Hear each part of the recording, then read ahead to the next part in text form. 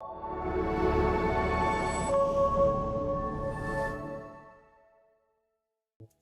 include me. We acknowledge that the Burbs podcast is taking place on the traditional, ancestral, and unceded territory of the Musqueam, Squamish, Tsleil-Waututh, and Coquitlam First Nation. We thank the Coquitlam who continue to live on these lands and care for them, along with the waters and all that is above and below. Okay, do you want to hit the first one?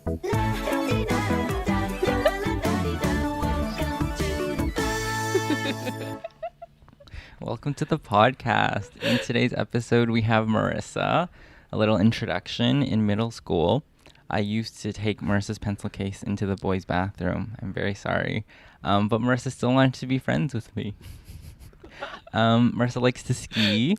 I'm not sure about this fact, but Marisa has a black belt in karate, and she is currently on the lookout for a husband. Welcome, Marisa. Thanks for having me. Yeah. So currently we're in Coquitlam in your beautiful backyard. How do you feel about having grown up around here? It's really nice. It feels like a hometown, you know? Mm-hmm. Like it's the suburbs, but it feels like a small town. Like everyone knows everyone in Coquitlam. I'm learning that the more I talk to people. I've never thought about Coquitlam as a hometown. Yeah. But it also makes so much sense. Like I feel like when you meet someone from Coquitlam, they have like the same vibe. I don't know how to explain it, but it's like, I don't know, easy to talk to, down to earth. My friend said that people from Coquitlam are all like golden retriever energy, but I don't know if that's true. That's interesting. I've never thought about that. But I do feel that like there's a similar energy somehow. Everyone's like really friendly. Mm-hmm. Yeah. We recently talked about both wanting to leave Coquitlam. Yeah. And how this is sort of a trend of people, like once they graduate high school, it's either like I want to leave like as soon as possible or I'm here for the rest of my life. Mm-hmm. Not saying one is better or worse than the other, but just like they're like so extreme. Yeah. And I feel like there aren't a lot of people in the middle. Yeah. It's either you're like, I want to live here forever or I need to get out as soon as possible. Mm-hmm. So like I definitely was someone, as soon as I finished high school, I knew I was like, I'm leaving, because I think I wanted to get my own independence outside of Coquitlam. Was that always the plan? Yeah, I would say so. Like, I think in like your younger years, you're like, I'm gonna get out. I don't know, from the point I wouldn't say like from childhood, but definitely like middle school onward. I was like, That's pretty early. Yeah. That's like 12. I know. I'm a planner. And I knew I wanted to go to UBC too. And I was like, I'm going to get in. I had this whole grand thing set out. And it was like every year I just like added to this plan. Yeah. And you did it. I did. I did. How'd that feel? Especially like moving day and you're like 18 and settling, like your first night on campus in a dorm. It felt really surreal. I think like to rewind a bit, I still remember what it feels like to get my university acceptance email. And I was like downstairs in my high school gym or something and like got the notification and I immediately just bursted into tears. Oh. I was crying and I was like just so happy because it was this goal that I was working towards for so long. And then I remember running to my favorite chemistry teacher and like, oh my gosh, like you won't believe it, I got in. And it was like this big deal. So yeah, I think that's when things really started to like accelerate forward from there. So I guess it just felt like really nice. Yeah, that's awesome. So now you're back in Coquitlam. Yeah. How does that feel? It feels like a lot has happened, but there's a lot of same. So like if I'm talking about like what it was like growing up here, it felt like home, but at the same time, like, again, I wanted to like adventure out and have all these new experiences. So coming back, I think I felt like really indifferent because I think I became this whole other person than the version of myself that grew up here. It felt like the puzzle pieces didn't like fit anymore, if that makes sense. And I think a lot of the people still viewed me as like that Coquitlam version of myself, or maybe I perceived it that way. And so I think that's why it's been like a huge like roller coaster of emotions. But I think now that the summer is ending, it's like, it just feels really nostalgic too, because there are some things that, you know, some things just never change, especially like childhood friends and things like that. So Yeah. Is there anything in particular that is nostalgic about being back? I think being with my old friends from high school for sure. Just like the kind of conversations that we have. We talk about like life and old funny memories, or even going to like old places that we used to hang out. Because everything in Coquitlam closes at like 6 o'clock. So there's like, where do you go to hang out after school? Where did you go to hang out? Well, my friends and I, we would often go to like the field by our high school. Okay. And we would just like sit on the bleachers and just like hang out there and talk. And I think maybe this is why Coquitlam people are so friendly and talkative, because we had no activities to do growing up. Like there was no like You were really forced to interact with each other. Yeah, we were forced to have conversation because there wasn't like arcades or really like things to do like in the city. So we would just hang out. I don't know if you did this too, but like especially when we learned how to drive, we would just like sit in the parking lot in our parked cars and just like talk like way into the night. Did you do I have that never too? even thought about that as like a thing, but yeah, I think that other people maybe don't do. Yeah. Yeah, there are like a handful of viewpoints. The Coquitlam There are a viewpoint. handful of parking lots. It's crazy that was like, oh, we got to go to that parking lot. Or like, okay, the other go-to place a lot of people from my high school went to was this like very old Asian mall. That was just like a block away, and it feels like home. It feels very nostalgic. Yeah. And I think something about like all the food stalls too, like they were all like mom and pop, like family owned. yeah, cash only. And we would just get like bubble tea or like Chinese food, and we would just like hang out there until the security guard would kick us out and be like, we gotta close like the mall. You gotta get out. Yeah. But yeah, I feel like the mall is a nice place, especially as a teen. exactly. Yeah. And then there was this like one cafe that me and my friend group went to all the time, and everyone knew like, oh, if you want to find like me and my friends, go to that cafe. You have a place. Yeah, and we would always study there and stuff. So That's interesting. I also haven't thought about that, like people having a space, yeah, or like that somebody's gonna be somewhere.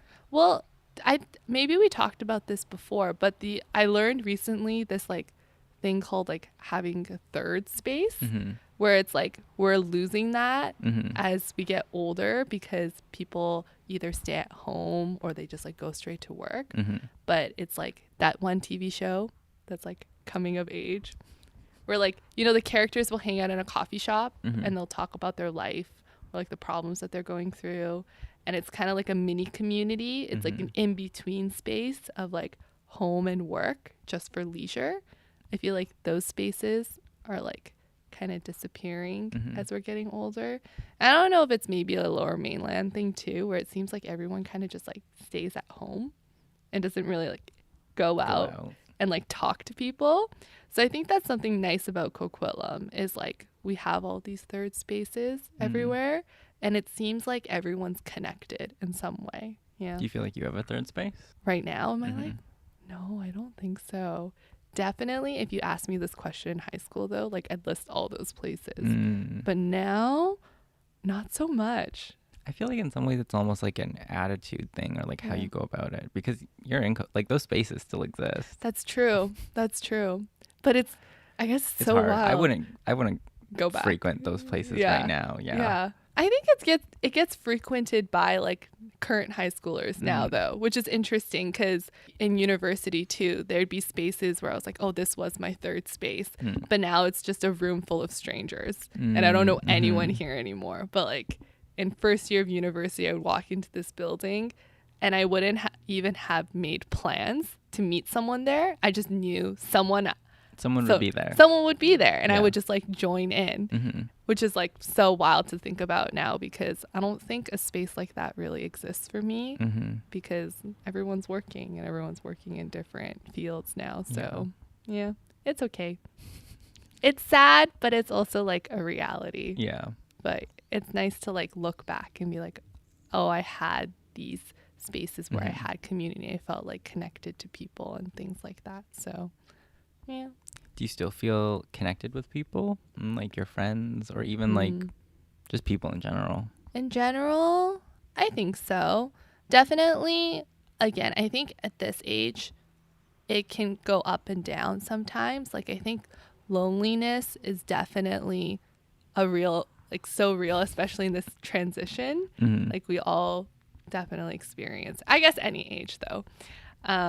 But I think there is a difference between like feeling lonely and like just being alone. And I think I've come to feel a lot more comfortable with spending time by myself. But yeah, generally, like, I do feel connected to like my friends and family. And I think going through your early 20s, you experience a lot of like first time hardships too. So I think for me in the past few years, I've learned how to lean on my friends for the first time. So even though I felt close to them, I think I haven't felt like the full extent of that closeness and that connection until I had this opportunity where I was like, oh, okay, I need their help right now because I actually can't get through this by myself. So even though I've had these friends, some of my friends for like over half my life, I think I felt the closest to them in the last 2 or 3 years. If that makes sense. That does make sense. Because it's like the same people too. It is. And you were this tight-knit group. I think I feel that as well in a lot of my friend groups. We've been together for we have a friend group that's true, is like a decade old. That's true. And we see each other not that often, but we see each other and we've made an effort, and it's been 10 years, but I don't know if I would consider us close. I guess. Should we talk about it? Sure, let's talk about this friend group. We'll probably see that.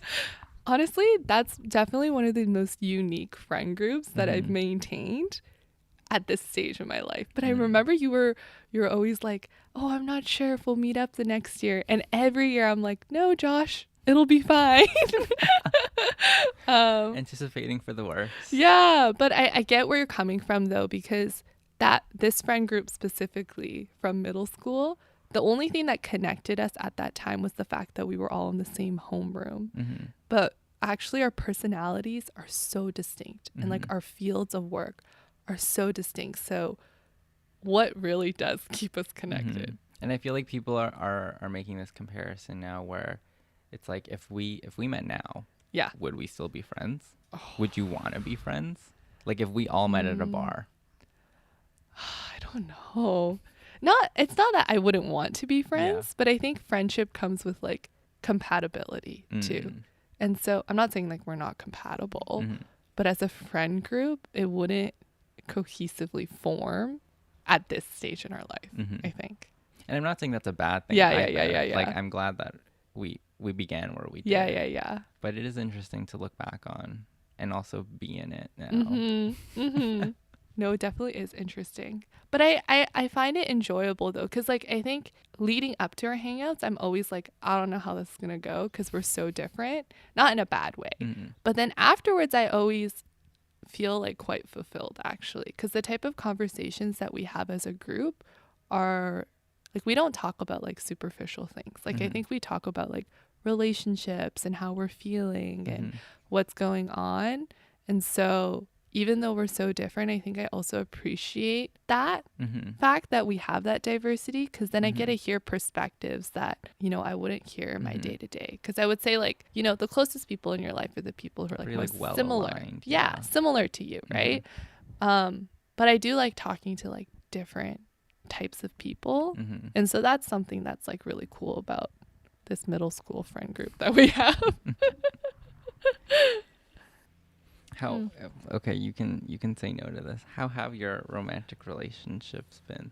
I actually wasn't looking for a romantic relationship for the longest time, because I have a few theories about this. One is because I had such a like amazing friend group, I felt so fulfilled that I think I didn't see the need for a relationship. Really, yeah, and you know what? Funny enough, like none of us like really got into a relationship till way later too. We joked growing up like, what's wrong with us? But I think like now as an adult, I'm like, no, I probably just felt so fulfilled I didn't see the need. And And then throughout university, I really wanted to just meet a lot of people. And it was great. Like, university is the best place to do that. And I also didn't want anything to distract me from getting into grad school. So it wasn't until I got into grad school that like I entered my first relationship. And that was also a lot of new experiences and lessons to learn is what I meant. How did you feel going into the relationship, and how do you feel now about potentially going into another relationship? Or like also like, do you want a relationship now, or do you want to be single? Going into that relationship, I just had come back from traveling by myself in Europe, and I was visiting a friend, and I was telling her like, oh my gosh, it's been a while since I've been on a date, like literally forever. First dates are horrible. But like up to that point, I just had like, you know, summer flings, like only fun things here and there. And then I was like, I think I'm ready to get back out there. And she was jokingly like, yeah, like you should just like start meeting new people and start dating again. It just so happened that like the first guy that I went on a date with also happened to be like the first relationship I had. And then I think, so in the beginning it was really lighthearted. And then unfortunately we're not together anymore. But it's also because I think I started to realize as time passed, I never thought I would say like I was ready to settle down, but it made more and more sense as I got older and I was establishing myself more. And so I think it's also important to find someone who's in the same life stage as you, looking for the same things. And so that's kind of my attitude now, I guess, is I'm very much like happy being by myself and like reconnecting with my friends and like giving that like love and care back to my friends and family. Because I think that's part of what's hard about a breakup is like you have all this love and care for someone and you're like, what do I do with all this love now? Yeah. And you're like, who do I give it to? Because that person is not in your life anymore. But like I said before, I think those are one of the experiences that was actually like a blessing in disguise in a lot of ways too, because it made me feel so connected to like the close people in my life to fall back on. And and like I think people always have like trouble asking for help from like because they don't want to feel like a burden. But I know I heard this somewhere, like don't take the opportunity away from me to like care for you. Like, give that love to you. And I was like, oh, that's actually really true. Anyways, so yeah, I'm just chilling pretty much in conclusion. But I have this running joke with my friends and family. I'm like, the one is close. I feel it in proximity and time. Maybe you're just like always passing by each other. Maybe. I don't know. But we got to be vague around it, because if I put too many like specific things, then it won't happen. Do you believe in like manifestation? I don't know. If what is your thing? Like people have things. Manifestation. Yeah. Like I definitely believe things happen for a reason and in a certain way. And whenever hard things happen in my life, I'll be like crying my eyes out, but I'll be like, there's a lesson. I just don't know the lesson yet. And I wish the lesson would come sooner. But then like whether it's like 5 years down the road or a year or even the next day, you like realize like, okay, that happened the way it was supposed to. That's a very optimistic perspective. Yeah. To be like in it. Yeah. I think it's the thing that gets me through it though. Because like I have to believe there's a reason. Otherwise it's just too sad. I'm like, life is too hard for there not to be like some kind of purpose. Yeah. I feel like what you're saying is also like not how I thought you would think, actually. Really? How did you think I thought? Or more in the lines of you've always planned a lot. You're very type A. Like you have goals. You have clear steps to achieve these goals. And I wouldn't think that you would be like, just trust and it'll work. Yeah, trust the process. Yeah. So I guess you've had your plans. You've achieved your goals. Now what? That's the question. I don't know, because I set this goal of becoming an occupational therapist, I think all the way from like 12th, 11th grade, which is so wild to me. Like I chose my bachelor's with the ultimate goal of getting into grad school. And so what do you do when you've achieved your lifelong dream? Your lifelong dream. Actually, before we get into that, how did you choose this career? In grade 11, you're like 16. Yeah. And somehow you knew. I think like I had family and friends who worked with occupational therapists before. And the running joke is like no one knows what we do or who we are. Who we are. Like you've mistaken it for physiotherapy too. Kinesiology. Yeah, and people will be like, do you help people get back to work? Because it's like occupation. Yeah. But the definition of occupation is actually like any activity that you do in your day to day. So like if we're going to get a little bit nerdy about OT, that can be anything like self-care. So that's like brushing your teeth in the morning, showering, getting dressed, to like productivity. So that would include work or anything like contributing to society, like school or volunteering, and then leisure. So like for you, art, podcasting, maybe sports. So if you go through like any kind of accident or situation or injury that prevents you from participating in those meaningful activities, then you would work with an occupational therapist. And I think I really liked that because when you think about quality of life, it's about what you spend your time doing. And so for everyone, that's something different. And I think I really like that person approach because you get to know, as an OT, you don't just silo into just physical health. It's more like holistic. Yeah. You have to understand the whole person and not just their physical and their mental health, but like, why is this meaningful to someone? Like, why does that person enjoy swimming specifically as a sport rather than like baseball or running or whatever? So like, even if you and I have the same injury, like let's say concussion, right?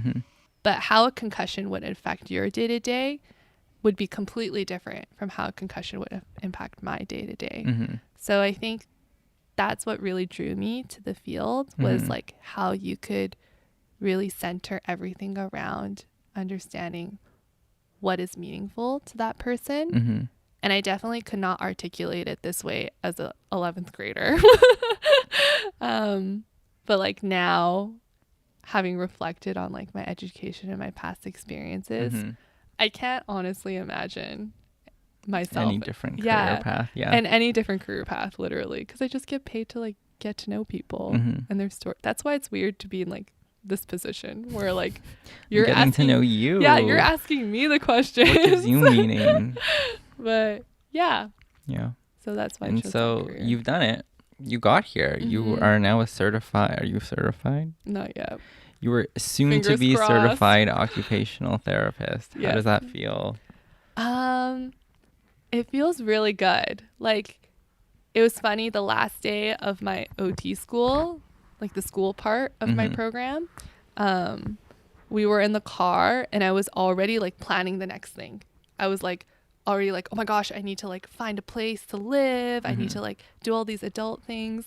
And then I started actually panicking because I was like, wait, I just finished OT school and I'm already like fast forwarding to the next thing. Like my wonderful friend from grad school, like a classmate of mine was like, okay, like let's just take like 10 minutes to like just process the fact that they OT'd you. Yeah, no, literally. The joke is like we give therapy to each other. Just like be present in the moment. And I started crying because she was like, it was really hard. And I was like, you're right. It was really hard. And like it was a long journey. And so I think for me now, my mindset has shifted a lot where it's like I'm less go now, and I'm trying to be more present and just go things like day by day. and getting used to not having a plan and not. Ooh, I know. That's crazy for Marisa. So scary. For real. Such a privileged problem to have too, though. But like, yeah, just being like okay with the uncertainty. And just like enjoying being an OT and like being an adult, I guess. But yeah. I feel like going along the lines of like it was hard too. Like you were in school for 19 years, 18 years straight. Much. Yeah. And now you're just not. Yeah. And might not ever be. and yeah, probably not. Like Yeah. I do not see myself going back to school. And I feel like that's a hard transition. Like you had so much structure. Yeah. There are always tests. Even like the way you think about a year. Yeah. Like it's split into semesters. Yeah. Or breaks. Yeah. And you always have a schedule. And now it's gone. I know. And like I was talking to this with you too, and like my other friends, where we were like saying we don't really have hobbies. Like I don't have homework. What do I have? Yeah, like I kind of experienced this briefly when I was on practicum as a student, because you work, you just get unpaid. You're not paid as a student. You're paying Actually. It's okay, I'm paying for my education. But like after practicum was over, like I was like, what do I do with my evening? I'm like, I'm not studying for anything. I just like sit here. So it's like, I guess learning. Just twiddle your thumb. Yeah. What did you do? What did I do? I was still involved in research. So I was doing like. You were doing more work after work. Yeah. That's so on brand.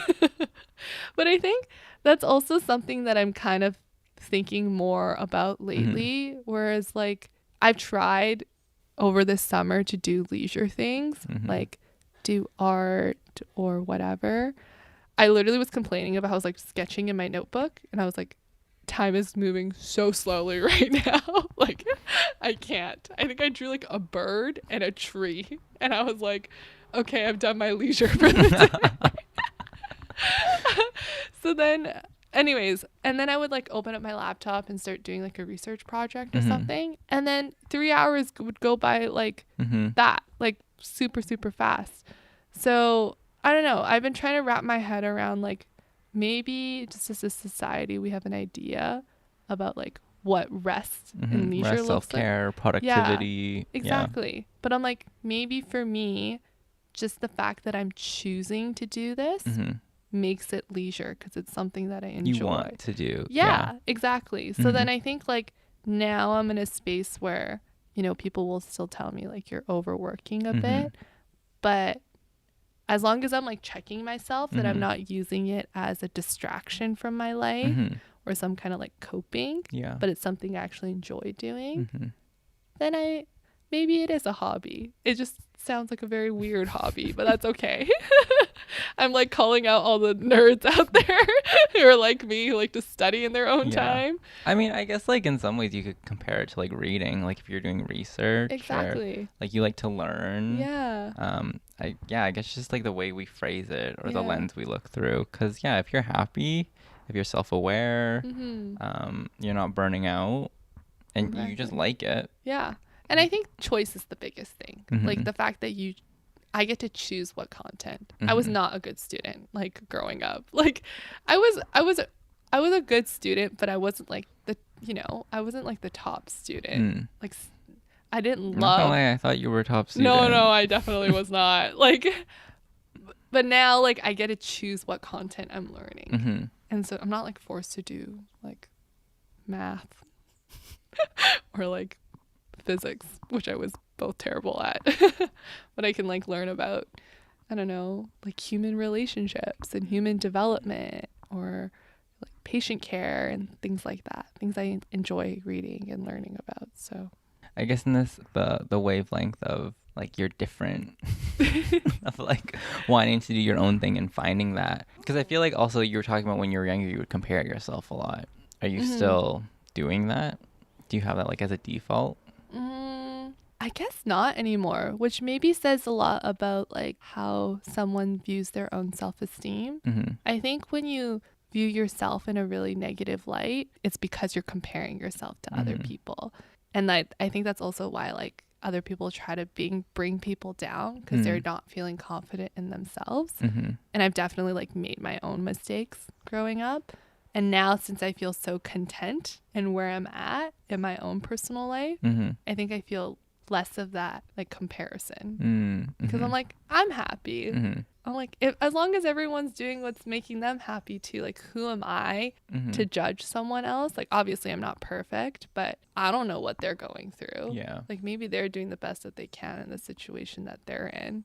You think that's like an age thing? Because I feel like even like in high school, everybody's comparing everybody or like all the gossip. But now, especially in our mid-20s, like you hear things or see Instagram posts where like people are getting married, people are having children. And it's not like, oh my God, they had a child. It's like, oh, they had a child. Like that's crazy. But like I'm not judging you. I'm not thinking you're better or worse than me. But it's just we're like all in our own places, and that's totally okay. Did you feel the transition? I didn't feel, I guess even just now I'm realizing that, because at one point you're like, oh my God, what am I doing? Like they have their whole life together. They have a home. I'm living with my parents. I have no idea what I'm doing with my life. But I think it really is maybe a self-esteem thing. I think it is, now that we're talking more. Like, I just need to be more grounded in myself. This is my path, and like I'm figuring it out, and that's what it is. And I think something that I talk about too with my friends is it depends on like what lens you're looking at it from too. Because if you're looking at it from the lens of like, marriage, I have friends who are like miles ahead of me, and then I have friends who have still like not been in their first relationship still. Or like career wise, right? Like that married friend might just be like re-entering grad school. So from that lens, they're way behind. And like someone who just graduated is like way ahead. So it's just like different sectors. And all these expectations are completely arbitrary. Like where is this coming from? But then I'm like, okay, sure, like I have a great career, but how's like your my personal own life? Like I'm like, how's my maturity, right? Like you know what I mean? So no, it's so true what you say. Like, you know, living with your parents, like financially that might be the best move for some people. Also, we live in Vancouver. It's expensive. So expensive, so unaffordable. I think something that also helped is my dad was saying to me, like, you know, in a decade or so from now, people will more or less be in the same kind of phase in their life again. So it won't feel as daunting because right now everybody's like diverging.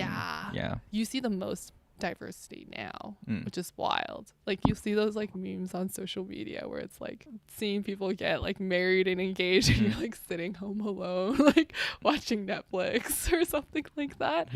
It just like really illustrates how different we are in terms of like phases of life, but eventually I think everyone will like be in the same space again.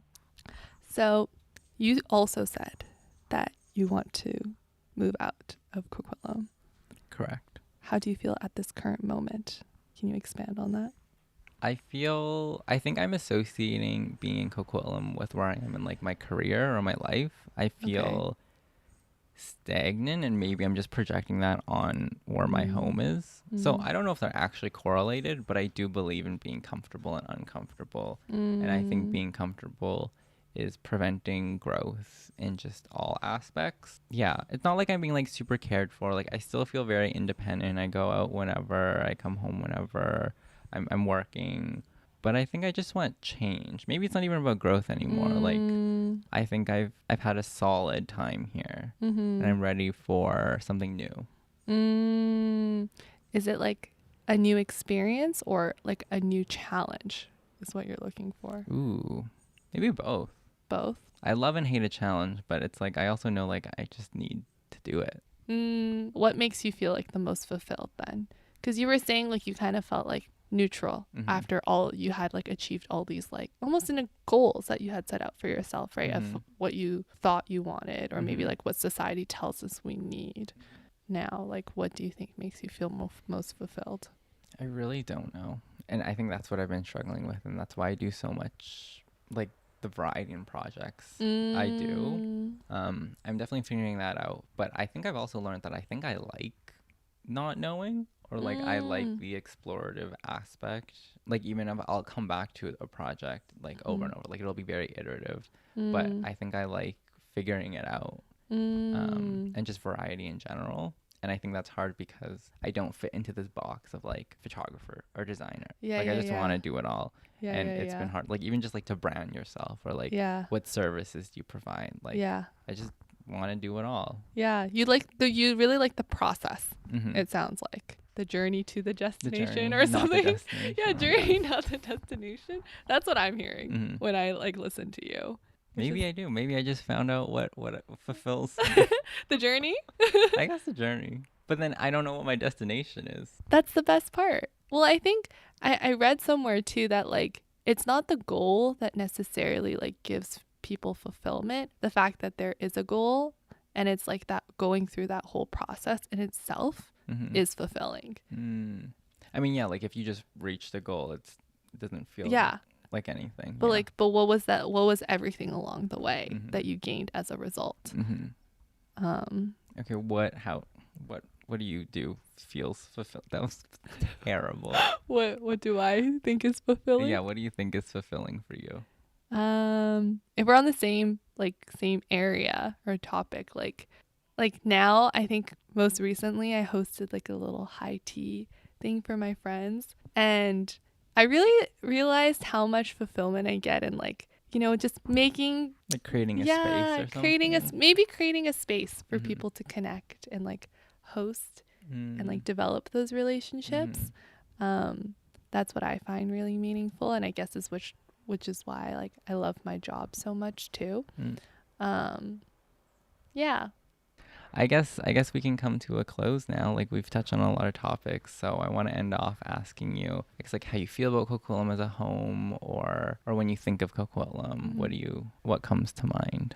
I was telling this to you before. When I'm driving home from Coquitlam, there's like this main intersection, right? And so like you're coming off the like really fast highway, and there's like an overpass over the road, and like you go under the overpass, and then there's like this big intersection where Coquitlam kind of just like opens, like it just like you feel it, and then there's this like rush of nostalgia where you're like, I'm home. I'm in Coquitlam. Yeah, I'm in Coquitlam. Like there's like the mall across, and like even like the train right beside you, and like Little these shops. Yeah, people from Coquitlam. Shout out if you know what this feeling is like, or you know the intersection and like the certain stores and like these random lights. And it's funny because Coquitlam actually in reality starts like way before that. Yeah. But there's something about this intersection in a way that it just like opens up, especially in the evenings. If you're coming, when it's all lit. Yes, I 100% feel this. Right? Because it's so dark before the overpass too. Yeah. And all of a sudden it's lit up. There's like that giant stick of color. And it's like the most random thing. But for some reason, whenever I think of home, I always think of that intersection. And the effect is heightened when you've been away for a long time, like especially coming home from vacation. Also kind of like the air. Have you ever had that? When you go somewhere and come home and the air actually is like so clear and crisp. Yeah. That's definitely a Vancouver PC thing where I'm like the air is so crisp and fresh. It's just not the same anywhere else. But yeah, that's the Coquitlam. That's Coquitlam. That's Coquitlam. That's Coquitlam. The lit up intersection. Okay, well, thank you, Marisa, for so much for being on this podcast. This was so sweet. This is so nice. This was nice. I feel like we actually have never talked in this way. No, we before have not. either. Even though it's been a decade. Today's episode featured Marisa Lynch. Special thanks to our camera operator, Alex Sham. Music composed by Rachel Jiang. Produced with the support of TELUS Storyhive. I'm Joshua Louie, and this is The Burbs.